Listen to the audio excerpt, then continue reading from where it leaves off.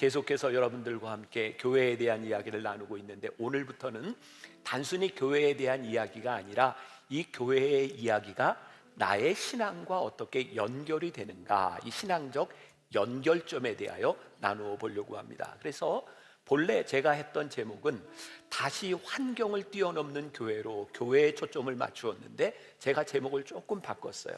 환경을 뛰어넘는 것, 그것은 하나님의 이끄심을 따라가는 것이다. 그러니까 오늘 여러분들의 삶에서 하나님의 이끄심이 무엇인지를 기억하면 좋을 것 같습니다. 어제 토요 예배를 드리면서 또 지난주에 했던 QR코드에 우리 찍는 거 있었죠? 우리들이 어떤 생각을 가지고 있는지, 제가 예배 중간에 하려고 했는데 좀 맥이 끊어져서 오늘 그냥 시작하기 전에 두 가지를 여러분들에게 좀 물어보려고 합니다. 스마트폰 다 꺼내세요. 또 오늘 처음 온 분들 만나기 위해 이상한 교회야. 이거 교회에서 스마트폰 꺼라고 해야 정상인데 스마트폰을 또 켜라고 하니. 자, 밸런스 게임인데, 자, 이제 제가 여러분들에게 물어볼 텐데 스마트폰 다 켜서 저기 QR코드를 여러분들이 찍어 보시고, 자, 첫 번째 문제, 그냥 환경, 어려운 환경. 첫 번째, 혼자 특송을 하다가 우리가 흔히 삑사리가 났다라고 얘기하는데, 그때와 예배 시간에 졸고 있는데 화면에 잡혔을 때 어떤 것이 나에게 더 어려운 환경일까? 자, 한번 하나를 찍어 보세요.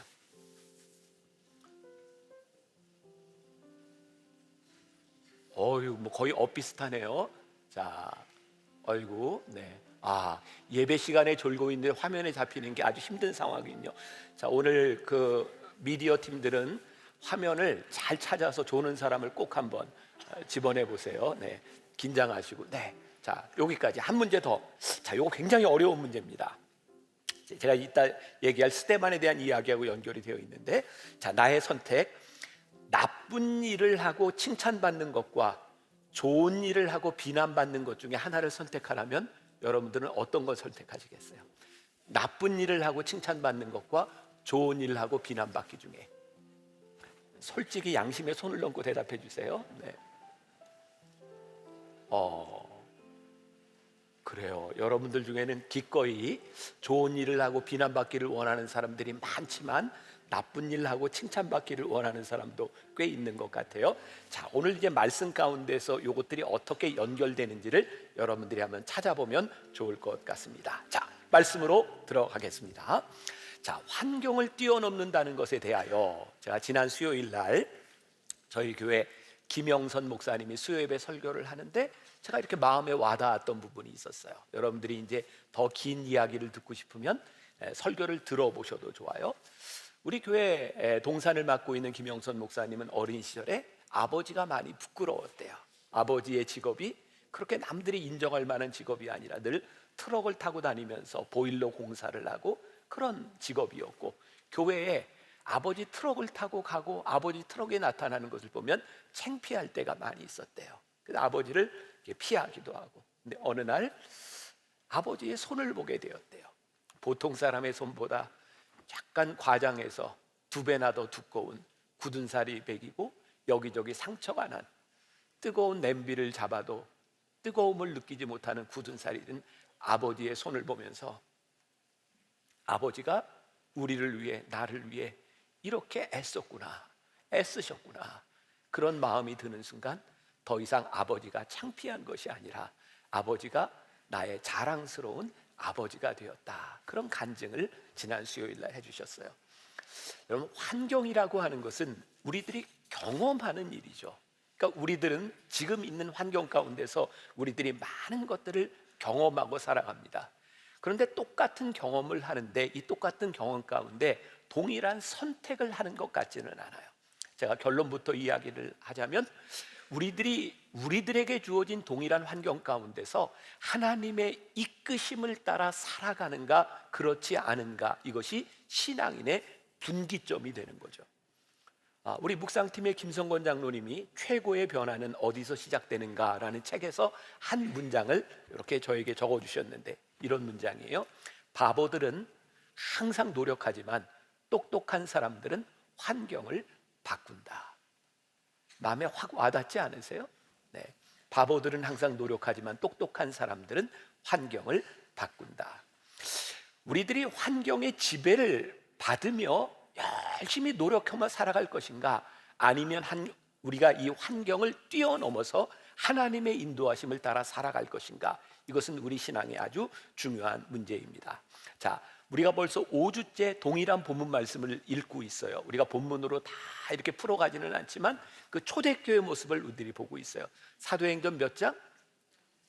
사도행전 2장 몇 절부터? 42절부터 47절까지에 나오는 초대교회 공동체의 모습, 우리들이 그 모습을 보면서 우리의 신앙의 본을 좀 찾아가고 있는 거죠. 자, 이 초대교회 공동체는 어떻게 생겼는가? 예수님께서 부활 승천하시기 전에 500여 명의 제자들에게 이렇게 말씀하셨어요. 너희들이 성령을 기다려라, 성령을 받아라. 그랬는데 요 초대교회에 나오는 이 공동체, 요 마가의 다락방에서 성령을 받았던 사람은 몇 명이었죠? 120명이었어요. 사도행전 1장 15절에 보니까 이렇게 표현을 하고 있어요. 잘 보세요. 표현이 흥미로워요.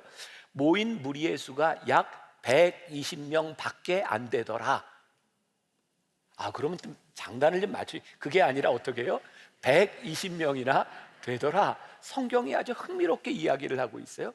예수님이 500명에게 말씀하셨는데 이게 120명밖에 안 남았어 라고 기록하고 있는 것이 아니라 500명이나 동일한 소리를 들었는데 120명이나 남아있더라.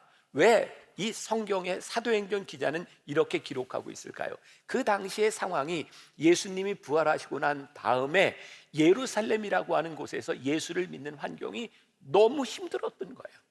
그러니까 380명이나 되는 사람들이 예수님을 교회를 떠나간 것이 하등 이상한 것이 아니에요. 120명이나 남아서 그 약속을 기다렸던 것이 오히려 이상한 일이었어요. 그런데 놀라운 일은 하나님의 약속을 의지하며 마가의 다락방에서 기도했던 120명 모두에게 성령이 임했다라고 되어 있어요. 자, 이건 원고에는 없던 건데 제가 사실은 몇 년 전에 쓴 책 중에 결정의 순간들이라는 책이 있습니다. 사도행전 이야기를 가지고 정말 제가 볼 때는 제일 좋은 책인데 너무 안 팔렸어요. 내가 이해가 안 되는 거예요. 그래서 제가 깨닫는 게 사람들이 좋은 책은 잘 안 보는구나. 지금 이 얘기는 뭐예요? 한번 보시라는 거예요. 제가 써서가 아니라 정말 내용이 좋아요. 나도 참 쑥스럽긴 하다. 자, 근데 거기에도 지금 이 이야기가 나오고 있어요. 자, 이런 결론을 지을 수 있을 것 같아요. 환경의 지배를 받고 사는 사람들과 약속을 의지하고 사는 사람들의 차이. 우리가 믿는 이 기독교를 약속의 종교라고 하는 것은 하나님께서 우리들에게 주시는 모든 환경 가운데 하나님은 늘 우리들에게 약속을 말씀하고 있기 때문에 그래요. 자, 약속이 환경보다 훨씬 더 중요하고 무게가 있다. 왜냐하면 그 약속을 누가 해주셨냐면 하나님께서 우리들에게 해주셨기 때문에 그래요. 그래서 우리들의 환경이 어떠하든지 하나님의 약속을 붙들고 살아가는 사람들에게는 환경의 지배를 받지 않아요. 자, 우리들에게 다가오는 환경은 다 똑같습니다. 문제는 환경의 지배를 받고 살아가느냐, 하나님의 약속을 의지하고 살아가는 사람이 되느냐는 거죠. 또 환경이 중요하기는 하지만 하나님께서 우리들의 가슴 속에 열정을 불어넣어 주실 때 환경은 우리의 열정을 넘어서지는 못하는 것 같아요. 제가 개인적으로 참 좋아하는 말이 그런 말이에요. 우리들에게 어떤 환경이 오든 어떤 사람들은 환경이 걸림돌이 되기도 하고 어떤 사람은 환경이 디딤돌이 되기도 한다. 참 흥미로운 일이에요. 예수님과 함께 3년 동안 봉고동락하며 예수님의 기적과 예수님의 많은 역사들을 경험했던 그 사람들이 예수님이 더 이상 계시지 않으니까 너무 힘든 상황이 되어버린 거예요. 그런데 예수님께서 성령을 기다리라고. 그런데 더 이상 예수님과 함께하지 않는데, 더 이상 기적이 일어나지 않는데 예수님의 약속을 기다리고 성령을 받았던 사람들에게 나타났던 현상, 초대교회를 뭐라고 기록하고 있냐면 오늘 본문 43절에 보니까 사람마다 두려워하는데 사도들로 말미암아 기사와 표적이 많이 나타나니. 근데 여러분들 이 상황을 아세요? 초대 교인들이 예수님을 믿던 예수님의 제자들과 공동체가 핍박을 받는 상황은 전혀 바뀌지 않았어요. 그런데 그 상황 가운데서 기사와 표적이 일어나기 시작했다는 거예요. 요즘 사람들이 그런 얘기를 많이 합니다. 지금처럼 복음을 전하기에 힘든 때가 없었다. 제가 조금 전에 이야기했죠. 그 나는 신이다라고 하는 그 이단을 보면서 제가 며칠 전에 그걸 다 봤어요. 제 아내하고 그걸 보면서 그런 얘기했어요. 야, 내가 남편이라도 아내들한테 교회 가라는 얘기 못 하겠다. 아니 어떻게 저렇게 사람들이 속절없이 돈에 저렇게 속아 넘어가고 저 이성의 유혹에 저런 일들에 속아 넘어갈 수 있을까? 사람들이 교회를 바라보면서 어떻게 저렇게 바라볼 수 있을까? 또 우리가 조금 전에 이야기했던 그 드라마 속에 나오는 기독교, 어떻게 저렇게 우리가 믿는 신앙이 저렇게 희화화되고 저렇게 값싼 구원으로 전락해버리고 어떻게 복음과 저렇게 동떨어진 일들이 일어나고 있는가? 그런데 가만히 생각해 보니까 2000년 교회 역사 가운데 한 번도 복음을 전하는 사람들에게 좋은 환경은 없었던 것 같아요. 오히려 바로 그 사람들에게 복음을 알지 못하는 사람들에게 우리들이 복음을 전해야 될 책임이 우리들에게 있는 거죠. 아, 그렇구나. 하나님이 저에게 깨닫게 하신 거예요. 지금 코로나 이후에 우리들이 겪고 있는 이 환경은 우리들에게 걸림돌이 아니라 이렇게 복음을 외면하고 있는 사람들에게 복음이 무엇인지를 우리들이 설명할 수 있는 호기를 우리들이 맞이하고 있다. 복음을 전할 수 있는 기회를 맞이하고 있다는 생각이 들었어요. 나는 이쯤에서 아멘이 한번 나올 줄 알았는데 그런 생각하지 않으세요? 복음은 한 번도 이 세상에서 우호적으로 받아들인 때가 없었어요. 그런데 복음의 역사는 계속되고 있는 거예요. 초대교회가 무섭게 성장하는 시기를 맞이했죠. 우리 지지난주에 그런 얘기했죠. 아나니아와 삽비라에 대한 이야기, 성령님을 속였을 때 막 그 자리에서 죽임을 당하고 막 놀라운 기적의 역사들이 일어났어요. 그런데 그때 어떤 일이 일어났냐면 사도행전 7장에 우리가 잘 아는 초대교회의 첫 번째 순교자에 대한 이야기가 나와요. 스데반이 돌에 맞아 죽습니다. 제가 결정의 순간들이라는 책에서 그런 표현을 썼는데, 그 당시에 그렇게 성령의 역사가 강하게 일어나고 있는 상황 가운데서 스데반이 돌에 맞아 죽는 게 사실은 이상한 일이었어요. 성령의 역사 가운데 돌에 맞아도 피 한 방울 안 나고 사는 게 그 당시 초대교인들에게는 너무나 당연한 일이었어요. 왜? 성령의 역사가 강하게 일어나고 있었으니까. 근데 스데반이요, 돌에 맞아 죽습니다. 예수를 믿는다고 하는 그 이유 하나 때문에 돌에 맞아 죽습니다. 그런데 돌에 맞아 죽을 때 환하게 하늘을 바라보며 저 사람들을 용서해 달라고 하면서 죽죠. 여러분, 우리들이 그 상황 가운데 있었다면, 우리들이 초대교인들이라면 이런 상상을 했을 것 같아요.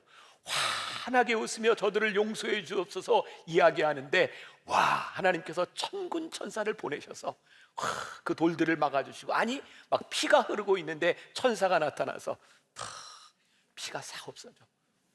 부은 게 쑥 들어가.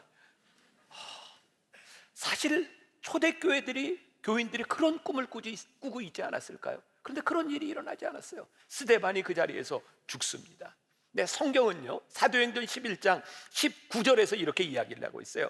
그때 스데반의 일로 일어난 환난으로 말미암아 흩어진 자들이 베니게와 구브로와 안디옥까지 이르러 유대인에게만 말씀을 전하는데, 여러분, 베니게, 구브로, 안디옥, 이게 어딘지 아세요? 예루살렘을 중심으로 소아시아와 저 아프리카까지 흩어져서 사람들이 복음을 전하게 되었다는 거예요. 흥미롭잖아요. 스데반의 죽음은 초대교회의 위기가 아니라 그 위기라고 생각하는 순교의 현장이 선교의 씨앗이 되어서 하나님의 역사가 일어나고 있다는 거예요. 자, 여기서 우리는 그런 의문이 들어요. 하나님, 스데반의 죽음을 어떻게 설명할 것입니까? 우리들에게 일어나는 모든 상황들을 우리는 설명할 수 있는 지혜가 우리들에게 없어요. 그러나 한 가지 우리들에게 분명한 게 있어요. 우리들에게 일어나는 일들 가운데서 우리는 어떻게 하나님의 인도하심을 따라 살아갈 것이냐는 거예요. 오늘 여러분들의 삶에 내가 견딜 수 없는 이 상황의 한가운데에서 하나님이 우리를 어떻게 인도해 가고 있는지 우리는 그 인도하심을 바라볼 수 있다는 거예요. 자, 제가 우리 교회 이야기를 조금 해요. 요즘 이제 새로운 교인들이 너무 많기 때문에 제가 이제 창립 기념일 때면 늘 우리 교인들에게 그 천막교회 시절의 이야기를 이렇게 들려드립니다. 사진을 몇 개 보여드릴게요. 저기 81년 9월 29일 창립되기 전에 저희가 돌아가신 저희 어머니고 저기 서 있는 조그만 아이가 저기 조연철 목사 사모, 김은아 사모예요. 하나 더 넘겨줘 보세요. 자, 우리가 천막 안에 저기서 예배를 드리고 있는데 맨 오른쪽에 고등학생이 있죠. 저게 저예요. 자, 저도 예전부터 대머리는 아니었다, 분명한 거예요. 자, 저런 데서 예배를 드렸어요. 또 한 장, 네, 돌아가신 김우영 목사님 저렇게 천막 안에서 예배를 드렸어요. 그런데 천막에서 예배를 드리고 만나교회가 시작했다는 것이 중요한 것이 아니라 저 천막으로 갈 수밖에 없었던 이야기가 있어요. 80년으로 기억을 합니다. 저희 아버님이 하루는 저희 사남매를 다 불러서 그때 왕십리 감리교회 담임을 하고 계셨어요. 그 당시에 왕십리 감리교회는 우리 한국의 감리교회 중에 5손가락 안에 드는 정도의 교회 규모였어요. 근데 아버님이 갑자기 우리 사남매를 다 모아놓고 내가 마지막으로 한번 개척을 하고 싶다. 그런데 식구들이 동의해야 할 수 있지 않겠니? 그래서 그 예배당 안에 우리 식구들, 어머니와 아버님 사남매가 다 모여서 철야 기도를 했어요. 그리고 똑같이 얻은 답이 뭐였냐면 아버지 개척하세요. 저희가 돕겠습니다. 그리고 개척이 시작된 거예요. 근데 사실은 그냥 아무도 없는 데서 개척을 한 것이 아니라 지금의 압구정동 그 한양 아파트 앞에 예전에 삼양동의 강북에 있는 삼양동의 어떤 교회가 영동의 교회를 개척해줘서 삼영교회라고 하는 이름으로 삼각교회가 있었고 그 교회에서 개척이 시작된 거예요. 근데 놀랍게 교회가 부흥하기 시작했어요. 그리고 야, 아무리 생각해도 삼영 이거 너무 좀 촌스럽지 않냐, 우리 이름을 바꾸자. 그래서 바꾼 게 만나교회입니다. 그리고 그때 그 삼각교회에서 막 버스도 사고 사람들이 막 넘쳐나는데 예상치 않은 일들이 일어난 거예요.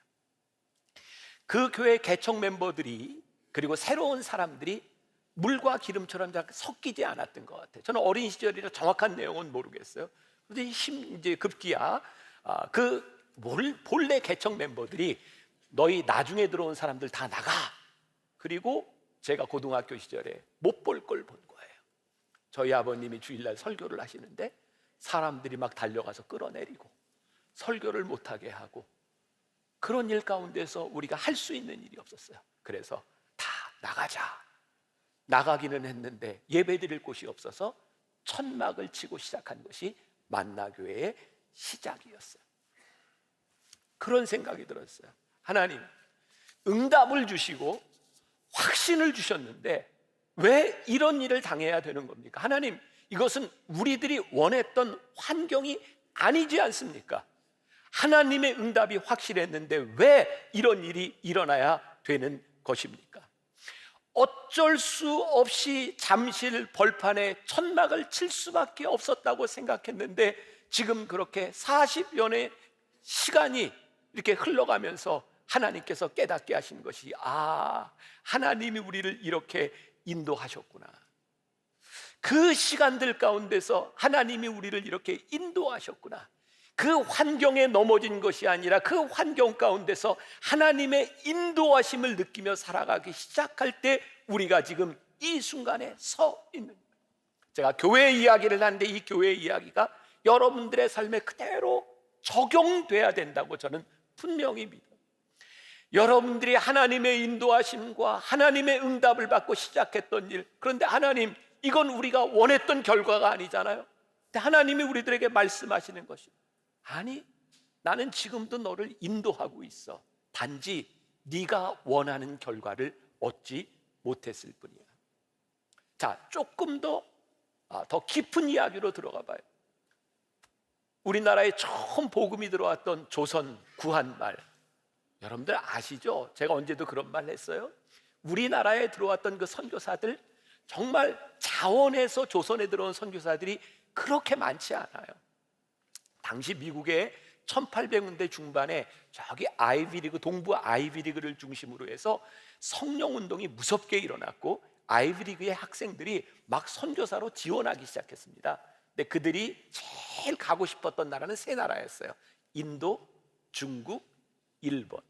그 당시에 조선이라고 하는 나라는 젊은이들에게 알려진 나라가 아니었습니다. 워낙 많은 사람들이 지원을 하다 보니까 그 세 나라 지원에서 떨어져서 할 수 없이 조선에 들어온 선교사가 참 많았습니다.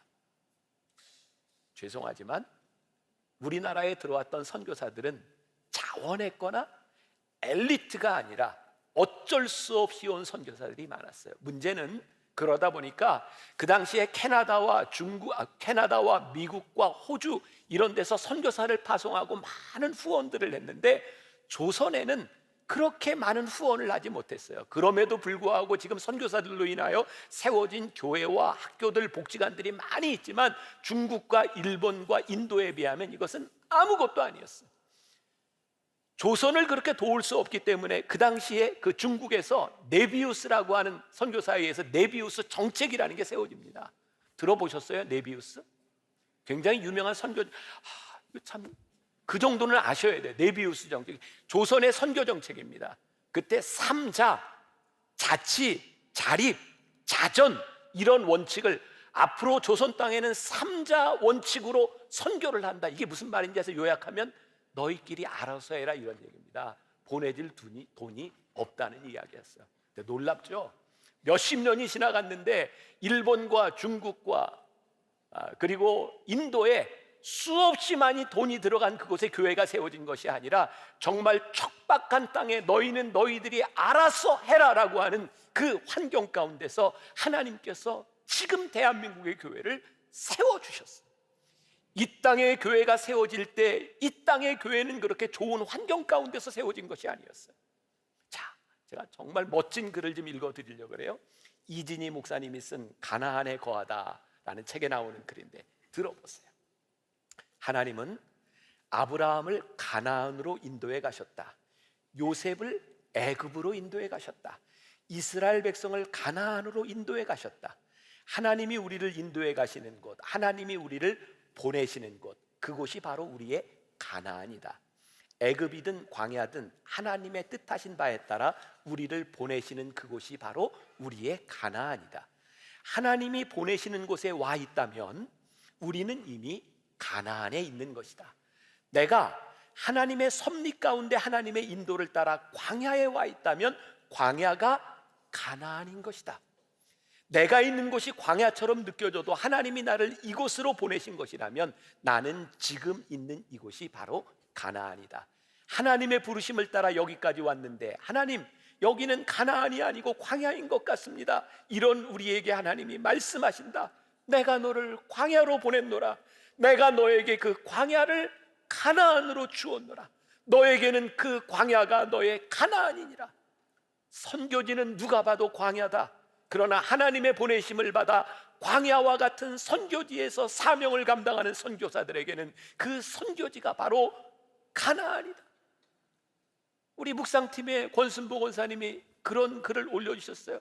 가나안과 광야의 차이는 무엇일까요? 그래서 그분은 이렇게 멋진 말을 했어요. 하나님께서 우리를 광야로 보내실 때는 광야에서는 하나님의 인도하심을 따라갈 때요, 하나님이 우리를 가나안으로 보내셨다면 우리는 그 가나안에서 우리들이 가져야 될 사명이 있는 것입니다. 가나안은 하나님의 인도하심을 받는 곳이요, 광야는 하나님의 인도하심을 받는 것이요, 가나안은 우리들에게 사명이 있는 곳입니다. 그래서 오늘 여러분들에게 그런 말씀을 드릴 수 있을 것 같아요. 여러분들이 하나님을 믿고 살아가는데 광야에 있다면 그것은 하나님의 인도하심을 받는 가나안이요, 여러분들이 지금 가나안 땅에 있다면 여러분들에게 사명이 주어진 가나안 땅에 우리들이 있는 것이요, 우리들에게 중요한 것은 환경이 아니라 오늘 그 자리에서 우리들이 하나님의 인도하심을 바라보고 살아가느냐에 대한 부분. 1903년 저는 꼭 가보고 싶은 곳이에요. 영국의 웨일즈. 거기에 유명한 부흥 운동이 일어났어요. 1903년에 이반 로버츠라고 하는 그 몇몇 청년들이 교회에서 기도 모임을 시작했는데 목사님이 본당을 내주지 않았어요. 그래서 조그만 교육관에서 기도 모임을 시작했는데 그 부흥의 불길이 미국 아주사로, 그리고 1907년 우리나라의 평양 대부흥 운동까지 이어지기 시작합니다. 제가요, 이게 말씀을 준비하다가 깨닫게 된 게 뭔지 아세요? 1903년에 그 부흥 운동이 조그만 교육관에서 일어났고,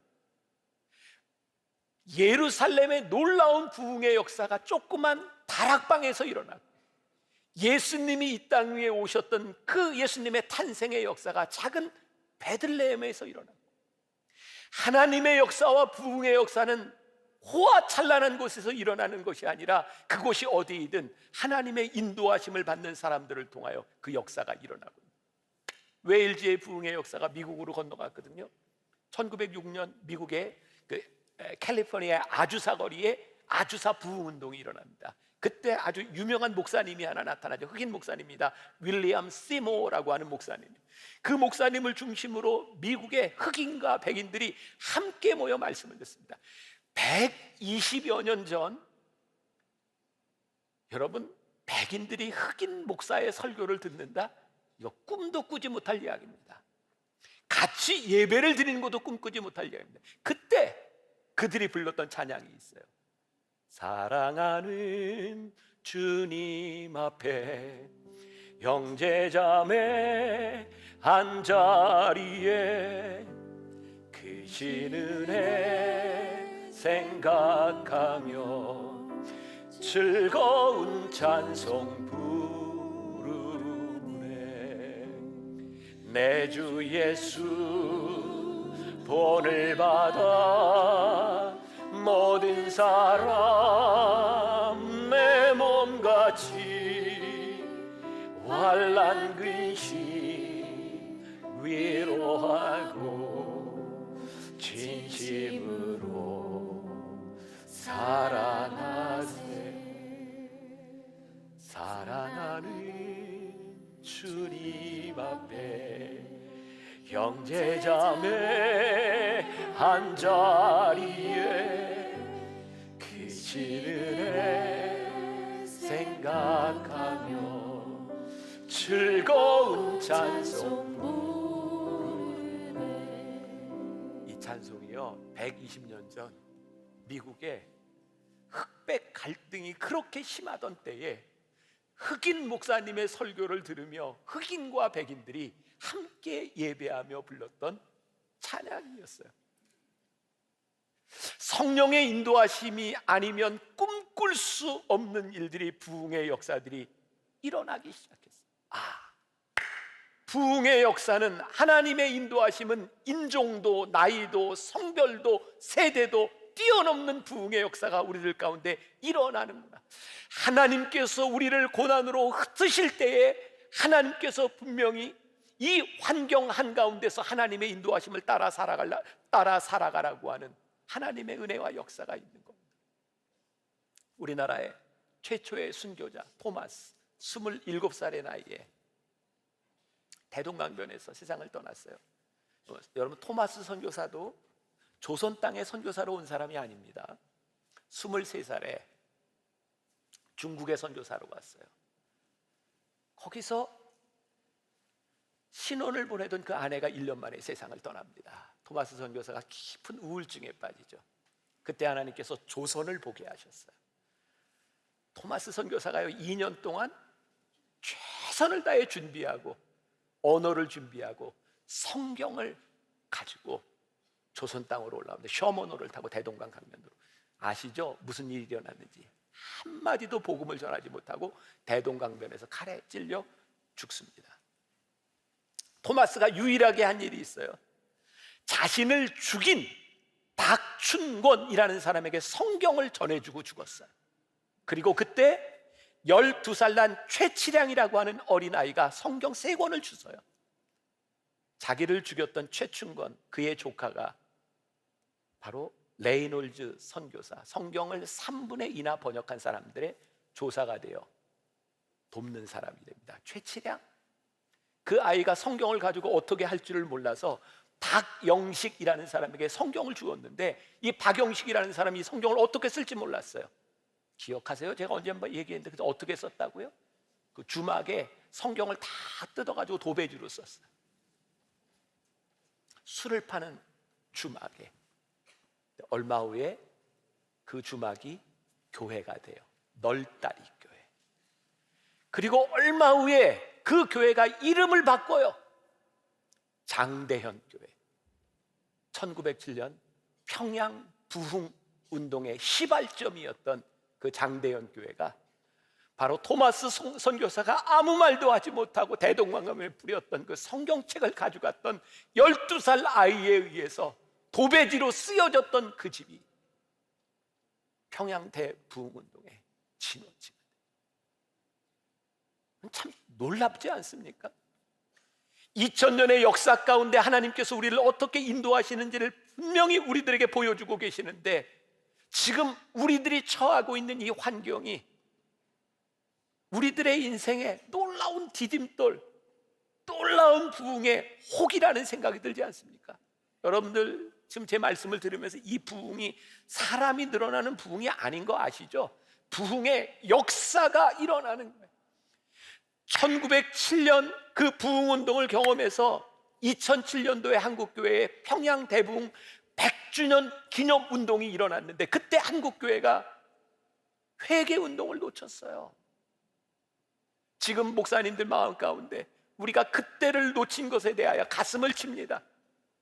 그런데 지난 3년 코로나를 지나가면서 와, 이런 위기를 한국교회가 더 경험할 수 있을까라는 어려움을 지나가고 있어요. 그런데 하나님께서 저에게 주시는 마음인 거예요.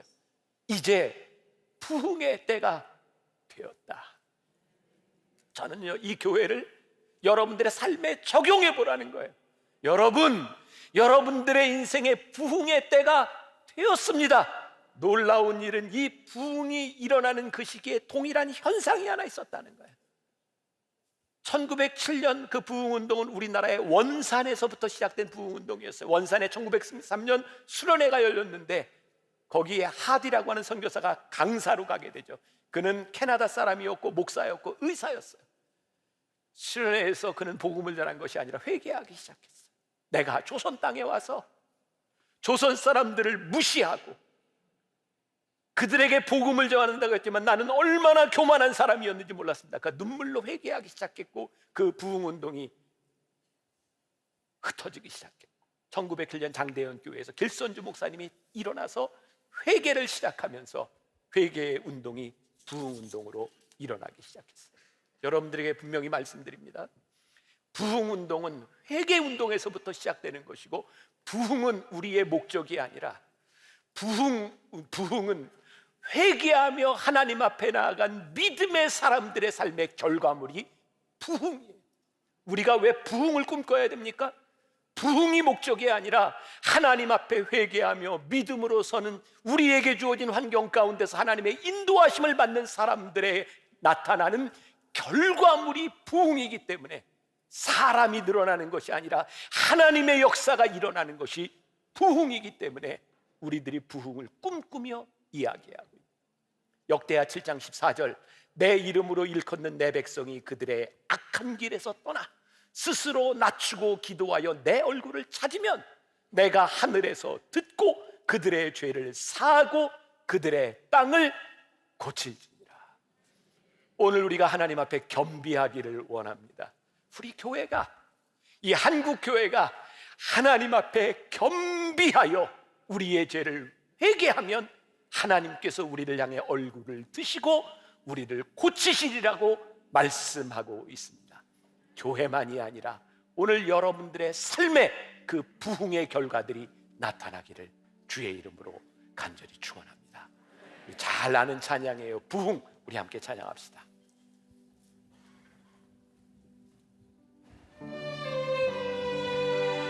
모르게 하여 주옵소서. 내가 하나님의 약속을 의지하고 왔는데 내가 왜 지금 이 자리에 있는지, 내 인생에 왜 광야에 있는지 이해가 되지 않을 때가 있습니다. 하나님은 우리들에게 말씀하십니다. 네가 그 자리에서 나의 인도함을 따라왔으면 좋겠다. 내가 나를 믿고 의지하고 나를 신뢰하며 이 길을 갔으면 좋겠다. 오늘 서 있는 그 자리가 우리의 인생의 부흥의 자리가 되게 하여 주옵소서. 지금은 우리 주 예수 그리스도의 은혜와 하나님 아버지의 무한하신 사랑과 성령의 인도하심, 하나님의 인도하심 따라 살아가기를 꿈꾸며 나가는 당신의 사랑하는 모든 백성들 위해 지금부터 영원까지 함께 하시기를 간절히 축원하옵나이다. 아멘.